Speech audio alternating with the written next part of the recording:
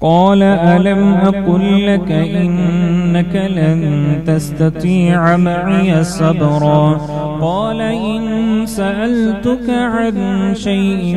بعدها فلا تصاحبني قد بلغت من لدني عذرا فانطلقا حتى إذا أتيا أهل قرية استطعما أهلها فأبوا أن يضيفوهما فوجدا فيها جدارا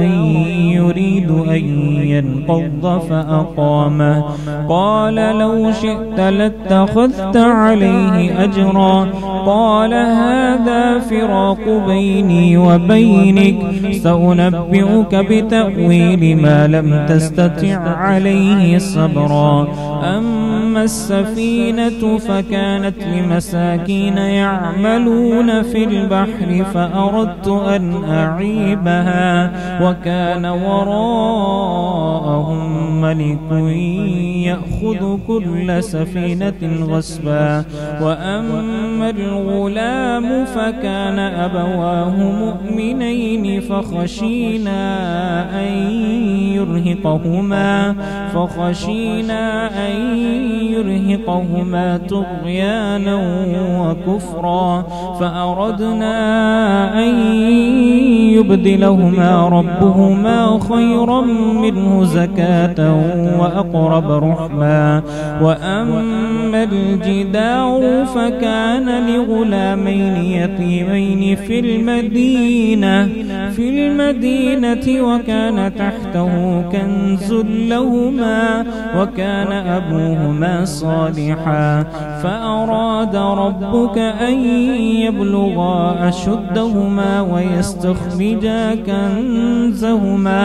ويستخرجا كنزهما رحمة من ربك وما فعلته عن أمري ذلك تأويل ما لم تستع عليه صبرا ويسألونك عن ذي القرنين قل سأتلو عليكم منه ذكرا إنا مكنا له في الأرض وآتيناه من كل شيء سببا فأتبع سببا حتى إذا بلغ مغرب الشمس وجدها تغرب في عين حمئة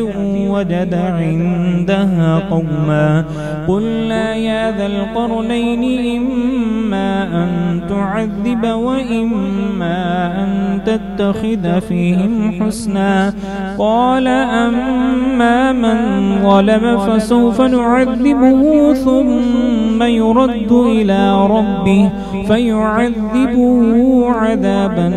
نكرا وأما من آمن وعمل صالحا فله جزاء الحسنى وسنقول له من أمرنا يسرا ثم أتبع سببا حتى إذا بلغ مطلع الشمس وجدها تطلع على قوم لم نجعل لهم من دونها سترا كذلك وقد أحطنا بما لديه خبرا ثم أتبع سببا حتى إذا بلغ بين السدين وجد من دونهما قوما لا يكادون يفقهون قولا قالوا يا ذا القرنين إن يأجوج ومأجوج مفسدون في الأرض فهل نجعل لك خرجا على أن تجعل بيننا وبينهم سدا قال ما مكنني فيه ربي خير فأعينوني قال ما مكنني فيه ربي خير فأعينوني بقوة أجعل بينكم وبينهم ردما آتوني زبر الحديد حتى حتى إذا ساوى بين السدفين قال انفخوا حتى إذا جعله نارا قال آتوني أفرغ عليه قطرا فما استطاعوا أن يظهروه وما استطاعوا له نقبا قال هذا رحمة من ربي فإذا جاء وعد الآخرة جئنا بكم لفيفا قال هذا رحمة من ربي فإذا جاء وعد الآخرة ليسوء وجوهكم وليدخلوا المسجد كما دخلوه أول مرة وليتبروا ما علوا تتبيرا ومن أراد الآخرة وسعى لها سعيها وهو مؤمن فأولئك كان سعيهم مشكورا قال ما مكنني فيه ربي خير فأعينوني بقوة أجعل بينكم وبينهم ردما آتوني زبر الحديد حتى إذا ساوى بين الصدفين قال انفخوا حتى إذا جعله نارا قال آتوني أفرغ عليه قطرا فما استطاعوا أن يظهروه وما استطاعوا له نقبا قال هذا رحمة من ربي فإذا جاء وعد ربي جعله دكاء وكان وعد ربي حقا فإذا جاء وعد ربي جعله دكاء وكان وعد ربي حقا وتركنا بعضهم يومئذ يموج في بعض ونفخ في الصور فجمعناهم جمعا وعرضنا جهنم يومئذ للكافرين عرضا الذين كانت أعينهم في غطاء عن ذكري وكانوا لا يستطيعون سمعا أفحسب الذين كفروا أن يتخذوا عبادي من دوني أولياء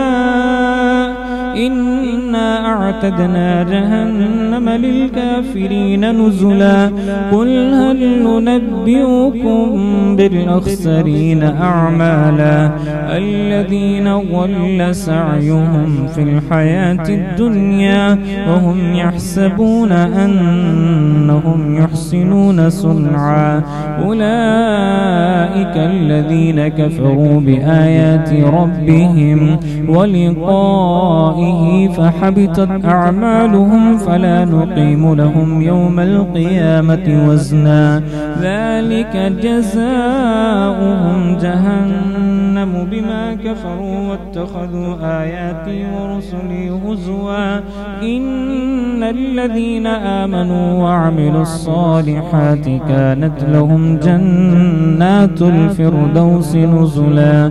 خالدين فيها لا يبغون عنها حولا قل لو كان البحر مدادا لكلمات ربي لنفد البحر قبل أن تنفد كلمات ربي ولو جئنا بمثله مددا قل إنما أنا بشر مثلكم يوحى إلي أنما إلهكم إله واحد فمن كان يرجو لقاء ربه فليعمل عملا صالحا ولا يشرك بعبادة ربه أحدا.